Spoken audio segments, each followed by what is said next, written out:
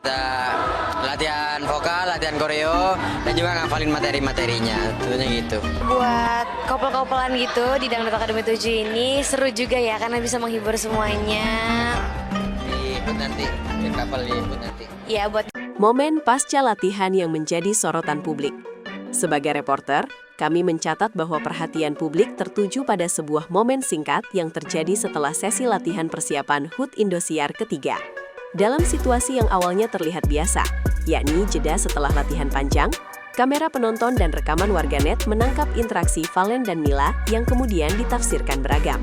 Tidak ada pernyataan resmi atau konfirmasi langsung, namun potongan visual tersebut dengan cepat menyebar dan menjadi bahan diskusi luas.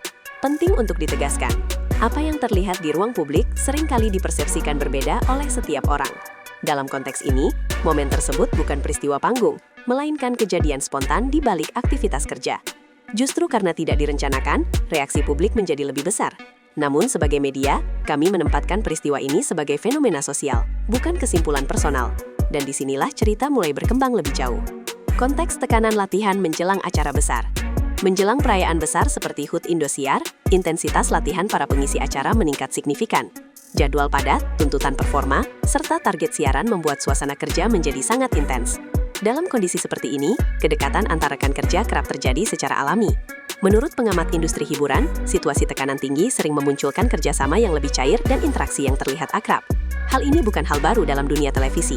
Oleh karena itu, momen yang terekam pasca latihan perlu dilihat dalam konteks tersebut. Reporter mencatat bahwa belum ada indikasi pelanggaran profesional yang disampaikan pihak penyelenggara. Namun, publik tetap menyoroti, karena satu potongan kejadian mampu membangun narasi yang lebih besar dari situasi aslinya. Detik-detik yang memicu berbagai tafsir. Rekaman yang beredar menunjukkan interaksi singkat, bahasa tubuh yang dianggap sebagian netizen terlalu dekat, serta ekspresi yang kemudian ditafsirkan secara subjektif. Disinilah perbedaan antara fakta visual dan asumsi personal mulai muncul. Tidak ada dialog yang terdengar jelas, tidak ada pernyataan langsung dari pihak terkait. Namun ruang tafsir terbuka lebar. Sebagai reporter, kami menekankan bahwa tafsir publik tidak selalu sejalan dengan realitas sebenarnya. Media sosial mempercepat pembentukan opini, seringkali tanpa konteks utuh. Dan ketika satu momen diulang berkali-kali, persepsi bisa berubah seolah itu adalah rangkaian kejadian besar, padahal durasinya hanya beberapa detik. Ledakan reaksi netizen di media sosial. Tak butuh waktu lama hingga potongan video tersebut memicu reaksi berantai. Komentar muncul dari berbagai sudut pandang. Ada yang mendukung, ada yang mengkritik, ada pula yang memilih bersikap netral. Polarisasi ini menunjukkan betapa kuatnya pengaruh visual singkat dalam membentuk emosi publik. Reporter mencatat bahwa sebagian warganet menilai momen tersebut manusiawi, sementara lainnya mempertanyakan profesionalisme. Namun penting dicatat, semua ini masih berada pada ranah opini. Tidak ada bukti pelanggaran aturan kerja yang diumumkan secara resmi.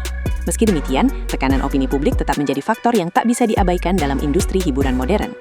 Batas tipis antara profesional dan personal. Isu yang muncul kemudian bukan lagi soal momen itu sendiri, melainkan pertanyaan lebih besar. Di mana batas antara profesionalisme dan interaksi personal? Dalam dunia hiburan, kedekatan sering disalahartikan sebagai sesuatu yang lebih. Reporter menilai bahwa standar publik terhadap figur publik jauh lebih ketat dibandingkan masyarakat umum. Setiap gestur kecil bisa ditarik ke kesimpulan yang jauh. Padahal dalam lingkungan kerja intens, komunikasi nonformal sering menjadi bagian dari dinamika tim. Inilah dilema yang terus berulang. Dan kasus Valen Mila kembali membuka diskusi lama tersebut. Pola kasus serupa di industri televisi. Jika menilik ke belakang, kasus serupa bukan pertama kali terjadi. Banyak figur publik yang pernah disorot karena momen singkat di balik layar. Sebagian meredup dengan sendirinya, sebagian lain berkembang menjadi isu berkepanjangan. Reporter melihat adanya pola, sorotan muncul, spekulasi meningkat, lalu publik menunggu klarifikasi.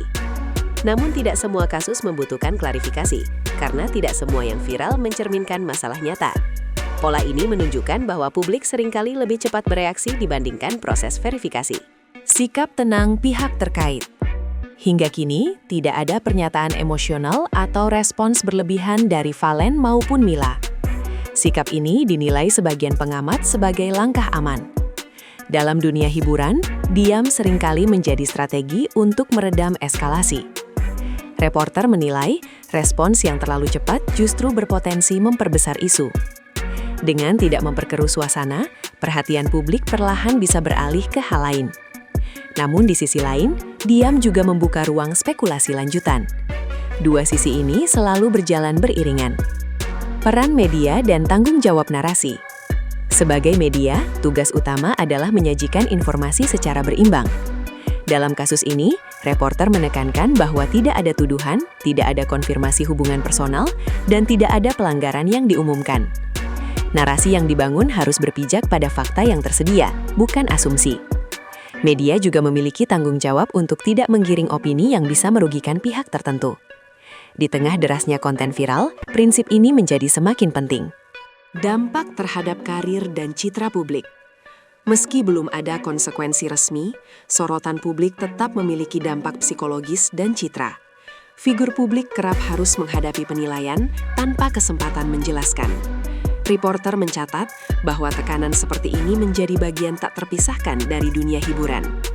Namun sejauh ini, fokus utama Valen dan Mila tetap pada persiapan acara.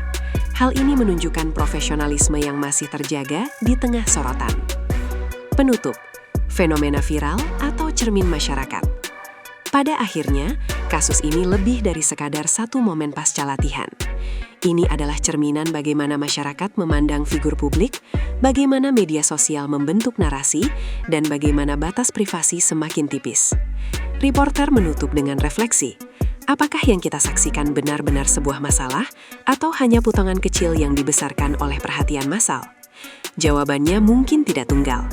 Namun yang pasti, satu momen singkat telah membuka diskusi panjang tentang persepsi, profesionalisme, dan empati.